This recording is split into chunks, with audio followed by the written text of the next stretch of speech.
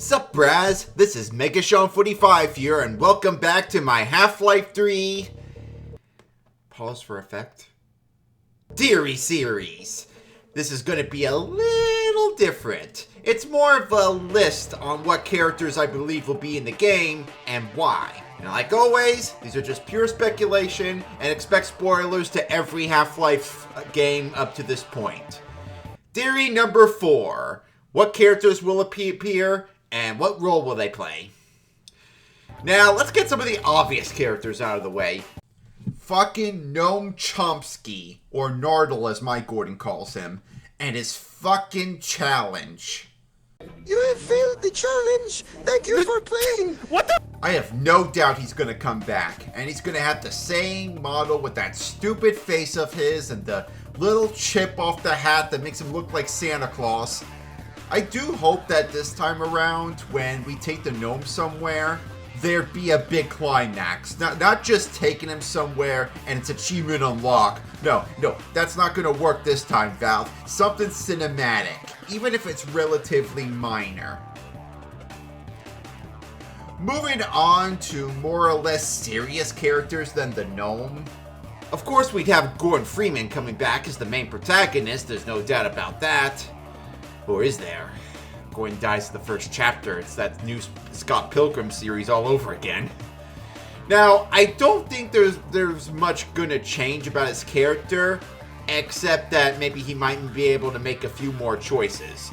I heard stuff about files with HL3 containing side quests. It's not an open world game. Odds are these side quests are just moments of Gordon's linear journey that are completely optional, which will get him some kind of reward, like a powerful weapon early, or important information, or stuff that can make certain battles a bit easier. I kind of wonder how Gordon feels about all that's happened, though. Like, don't forget, everything Gordon has gone through, in his point of view, happened within a week, practically. He just saw his friend die, and Alyx weeping over his dead body, and then he wakes up, boom! Eli's alive, and Alyx is gone. I bet Gordon is so confused right now. Now let's get to our deuteragonist. How do you pronounce it? Deuteragonist? Fucking second main character. We got Alyx Vance. I was going to make a separate video about this, but I decided to put it here since it's probably going to be short. Now, we know Alyx has been working alongside Gordon in various places throughout Half-Life 2, and ever since the Dark Fusion reactor, she hasn't left his side, except for the time she went into a coma after the Hunter incident. So we know Alyx and Gordon's bond is very strong. It's even said by the vortigaunts as they healed Alyx. However, unforeseen consequences happened, and after younger Alyx rescued Gman, he took her from the future, leaving Gordon, Eli, and Dog in the hangar, and Alyx is gone. Now, I don't exactly know what Alyx would be doing in HL3, but I do believe she's going to be absent for most of the story. It's going to be like Halo 3, like we have all the main characters together, and Cortana was stuck in High Charity. She was still being helpful by providing information about the Ark and the Flood, but she didn't come back till near the end of the game. Now, I don't think Alyx is gonna be absent all the way till the end, but I do think we're gonna spend a lot less time with her for at least half the game. We were spending time with her non-stop for 3 games in a row. One of them we were actually playing as her. And it would be nice giving other main characters a chance in the spotlight.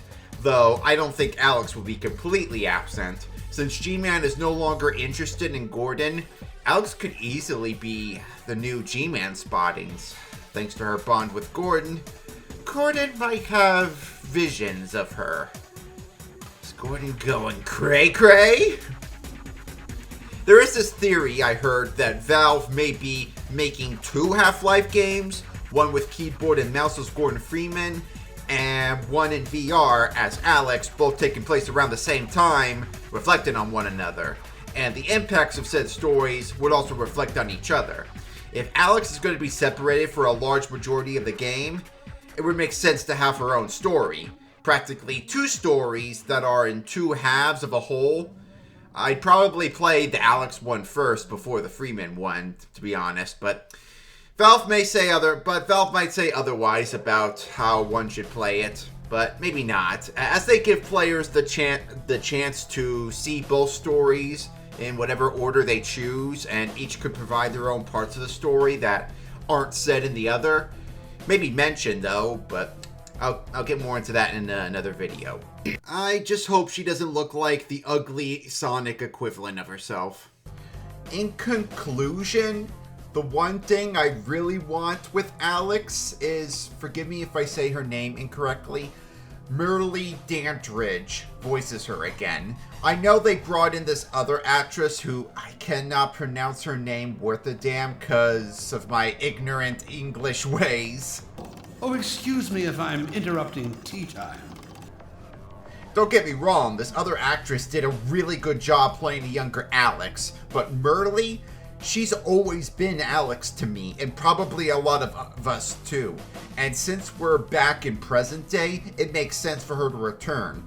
Whatever possible quarrels she might or might not have with Valve for replacing her in the previous games, don't quote me on that. I have no idea if Merle has any quarrels with Valve. Probably not, because she's like a very kind and understanding lady from what I've seen in interviews and whatnot. But it would also, it would make sense for her to return. We love her. She's always been the real Alyx. You can have a fantastic copycat actor replacing the voice of the character all you want, but most of the time, you cannot beat the OG. Merle says of how much of a resemblance Alyx has to herself, like a long-lost relative. It's a character-actor bond that cannot be replicated by anyone else. Merle, best of luck with the next title. I am looking forward to hearing your voice again in the game. I do expect Alyx to have a new look to her, to the point where she may be unrecognizable as she's working for Gman. But I got the feeling that we'd still know who it's her. We know. We know. We would know. Now, Eli, of course, he's coming back. And I'm glad he's coming back. I felt we haven't spent enough time with him in episode 2. Most of the time, we're like, we see him, we bond with him, it gets interrupted. Like, we have to do something else. The Combine are coming. He gets captured twice, and it greatly upset me when he died. Remember when the vortigaunt said, Eli Vance is indispensable to the liberation. So Eli's needed for something. He's got plot armor. He has to do something really important for the Combine's defeat. Not to mention, he just lost Alyx, and odds are he's gonna make some radical and illogical decisions. He was already stressed out about Mossman potentially being in trouble, and the discovery of the Borealis, along with Kleiner wanting to use it against Eli's wishes to destroy it. So this man has a lot to do in the next game. He could potentially die again, though, and once Alyx is rescued, because of Alyx's deal with Gman being broken. And Eli could very well remember dying. Not exactly sure how paradoxes work in the Half-Life universe, but the Vortigaunts will definitely know something is up and be very confused with Eli being alive. Dr. Kleiner, I already made a separate video talking about him. Same with the collaborator and Alyx. But one thing I'm going to add with Kleiner, though, that I did mention in his video, I believe he's going to upgrade Gordon's HEV suit to the Mark 6. Make it ready for the hostile Arctic environments of the North Pole, as well as add to any potential gameplay elements Valve has in store. In HL1, it started off with as a Mark 4, and in HL2, it became a Mark 5. So it would make sense for it to be a Mark 6 in HL3. And Kleiner is likely the one to do it. Dog has a new model.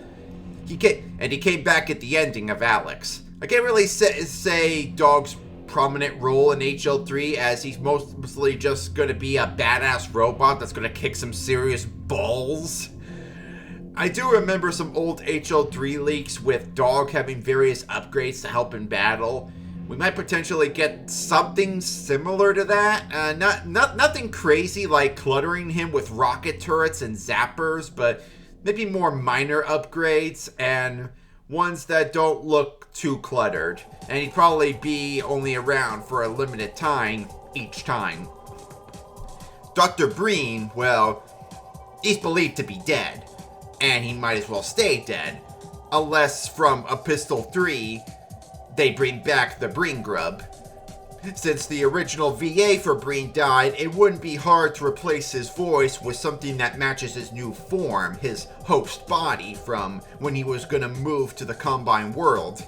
But after the reactor exploding, shit happened, and that son of a bitch for some reason is at the North Pole. Don't know how. Somehow Palpatine returned. And to add, it was going to be another choice for Gordon, whether to keep him alive and suffering, or give him mercy and kill him. I'll be talking more about choices in another video, though I'm not sure how much Breen could be added to the story, except for being mentioned plenty of times and having some expositional character development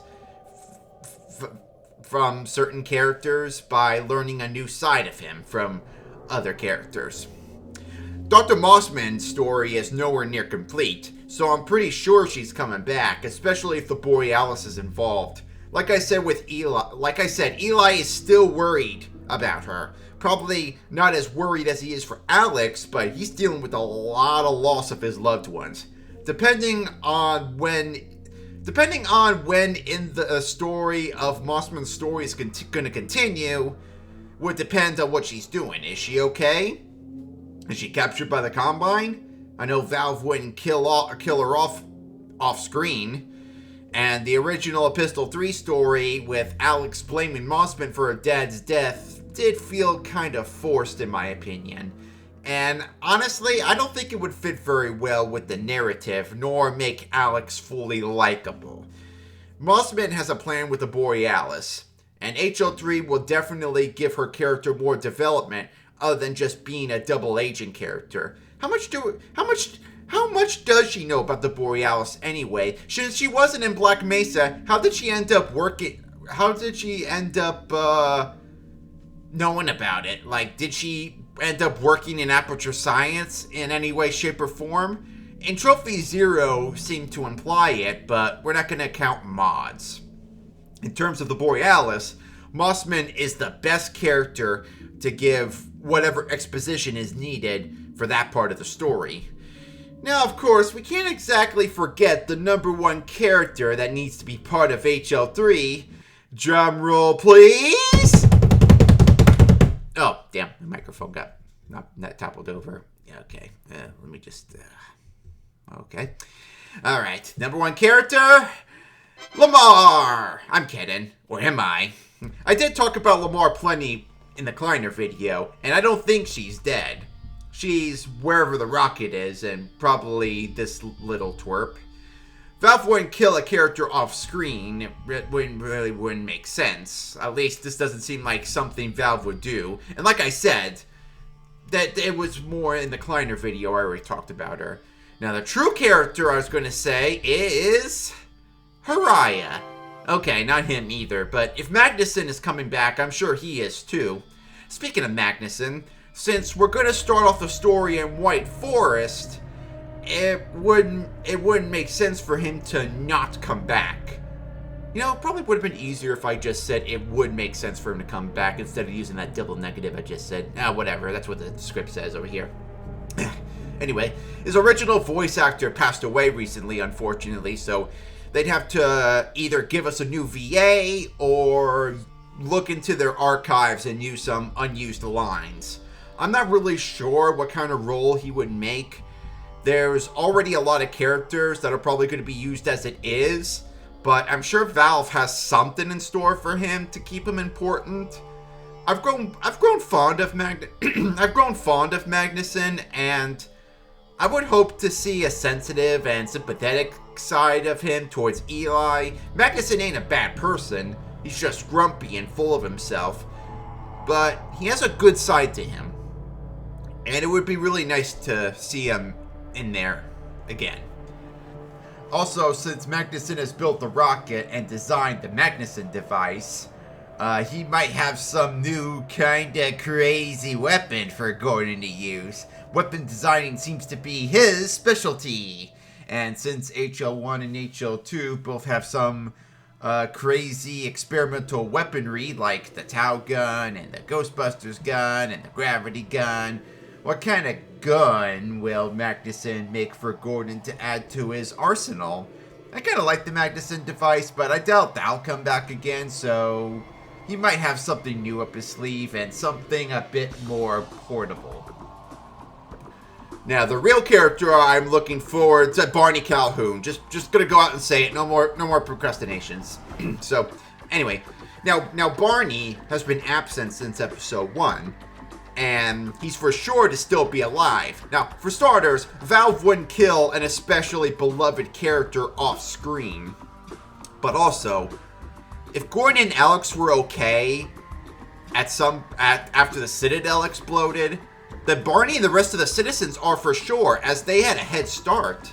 Not sure where he ended up though, but probably at some point in the beginning of HL3, maybe while White Forest is attacked by the Combine again, Barney would make his surprise appearance after blowing off a Combine's head, and Barney would become one of our companions in this new adventure.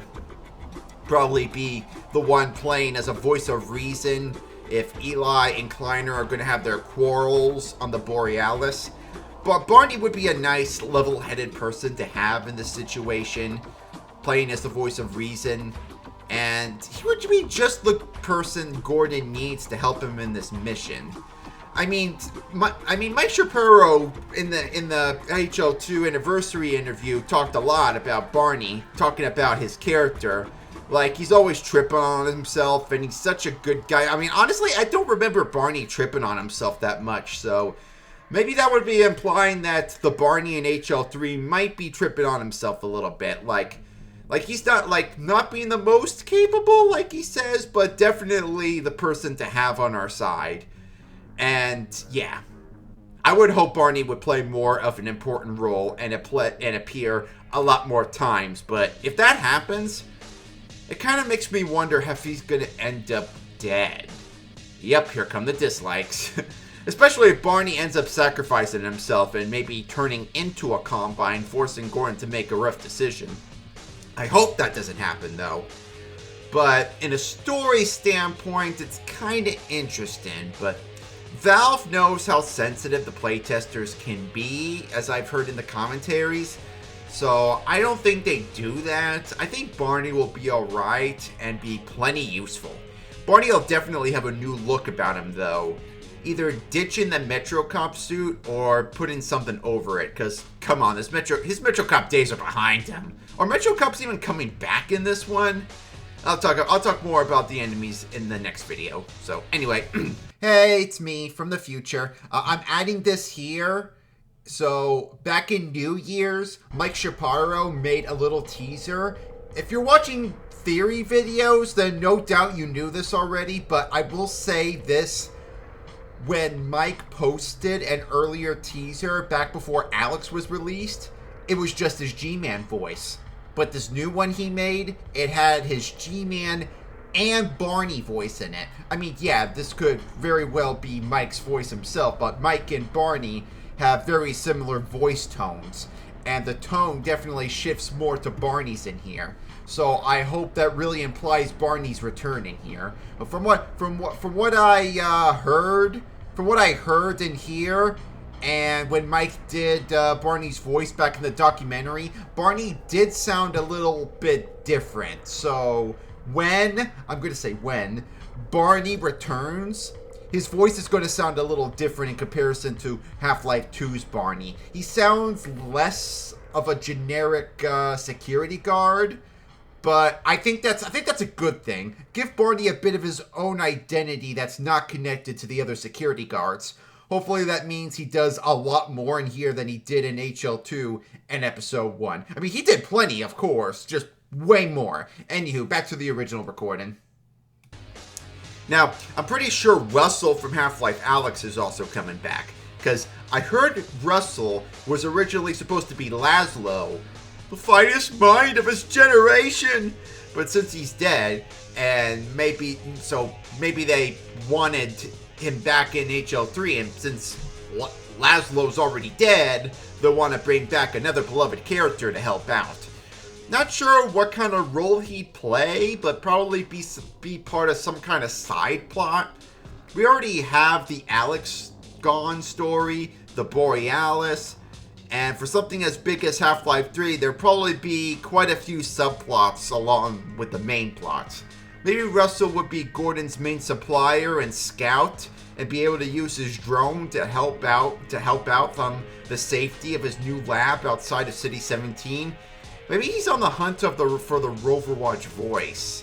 For the Overwatch voice character, I also made a separate video about her. Come to think of it, all the theory videos I've made so far has something to do with characters, not exactly much of the overall environment of the story. So I'll probably have to go talk about that later. So now for the vortigaunts, I'm going to count them as one character. I was originally going to make a vortigaunt theory video, but I'll just add it here since that theory wasn't that big. So the vortigaunts themselves are a big mystery, just as mysterious as Gman.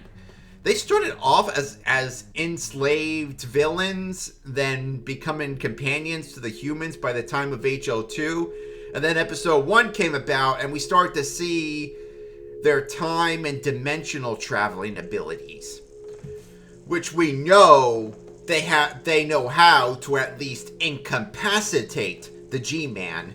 That in Episode 2 gave us a vortigaunt companion along with his kin that helped heal Alyx, and we also met Magnusson's assistant Uriah.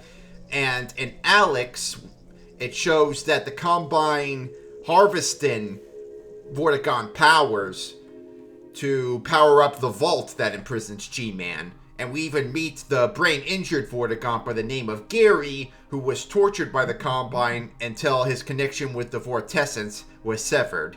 So, what type of role could the vortigaunts play in HL3? Well, we know the Combine have been experimenting on them. They keep them enslaved for hard labor, or torture them for information at Nova Prospekt. However, since all the vortigaunts are connected with the Vortessence, they're able to communicate with each other telepathically and give the rebels information about Nova Prospekt, which Alyx claims to be out of date. So, like I mentioned before, the vortigaunts might be aware of Eli's death, and seeing him alive might surprise them to confusion, and they may sense Gman's hand in it. Before the collaborator, Eli may very well talk to the vortigaunts about how to stop Gman. I'm not sure if Eli's aware fully of how the vortigaunts are able to incapacitate Gman, but knowing the information he was able to decipher from the Combine data pod in Alyx, and whatever information he was able to get from Alyx herself during her journey, Eli might be able to get some ideas of how the vortigaunts can be connected to the whole thing. Depending on how long the Combine have been experimenting on the Vorts with what info they gathered from them, the Combine could potentially create a weapon that could brainwash the vortigaunts. Now, if all the vortigaunts share the same mind, then it's only a matter of time before the Combine is able to take full advantage of that against the Resistance. But let's not forget our funny little brain-damaged friend, Gary. Him being severed from the Vortessence would mean that whatever weapon would affect his kin won't affect him. So he can use his disability as an advantage to save his kin. This could potentially play a bit as a subplot, as a break from the main story, a bit of an obstacle, if you will. and might make the Vorts into enemies temporarily, forcing Gordon to have to kill some, but maybe Valve could make an achievement that involves not killing any, because maybe whether or not the player does kill them could very well have consequences. I can only imagine how big of an impact the Vorts can play in this game. Tony Todd, the voice of the vortigaunts, as well as that badass admiral in Black Ops 2, has passed away recently. But since I hear the voice sessions for a so-called Project White Sands has already started, hopefully Tony already did his voice roles before he left. I have another theory that involves weapon ID I have that involves the vortigaunts, but I'll get to that during the gameplay and settings theory video. Now, as much as I love Father Grigori to come back, it's pretty unlikely we'll see him again, especially since he's supposed to be in Ravenholm, continuing to free all the tortured spirits, and of course his VA is no longer around. However, it would be nice to hear some mentions about him from certain citizens and rebels, just as a nod or a callback. The same would apply to the fisherman from Lost Coast. Odessa Cubbage, on the other hand, I'm not sure what kind of role that Captain Price wannabe would hold, but he has the possibility of coming back. Not as a main character, but maybe as a side quest character. Would be nice to have him caught red-handed of the phony he is, so rebels can stop idolizing that fraud. He's voiced by the same guy who voices the male citizen, so having him back is indeed on the table. Griggs and Sheckley are two characters I definitely want to see again. Like Colonel Cubbage, probably as a minor side quest role, but I always liked their bickering. They're practically the most interesting genetic rebels in the entire Half-Life universe. So good, they were the main characters of my Combine Rampage series. Olga from Half-Life Alyx was also an interesting character, and somehow I have the feeling we're going to see her again as a companion of some sort. Like maybe a female Barney or something. Knowing how she was one of the earliest rebels and a friend of Alyx and Eli, it would be nice to know a bit more about her. Maybe she could be the one piloting the helicopter, cause, well, I don't know who else is gonna fly it. Hell, I don't know who was flying the helicopter in the first place. Alyx? I mean, is Alyx a pilot? Who was originally gonna pilot the helicopter for episode 3? Larry from Alyx was also interesting. If you don't remember Larry, he's no, not that Larry. Though that Larry would be pretty cool. No, this Larry, like the character from Jeff. The Jeff chapter. I could see him possibly returning as another side quest character. And let's not forget about these two. And maybe this dude. A lot of interesting characters that played a minor role in previous games could easily come back in another role. Well, that's pretty much all the characters I can think of. I'm not going to count characters like Shepherd or Rosenberg or Dr. Green, as they were all Gearbox characters. Am I missing any character at all? Any? Any at all? Dr. Freeman. So what did you think of these theories? What characters do you really want to see again? Did I leave any out? What types of roles? I didn't even spell role on the script correctly. I spelled it like head for roll. Okay, so what kind of roles do you think these characters are going to do? Let's talk about it in the comments below. Stay tuned for what enemies will appear in the next video. Talk to you later, alligators, and I'll talk all about you. Thanks!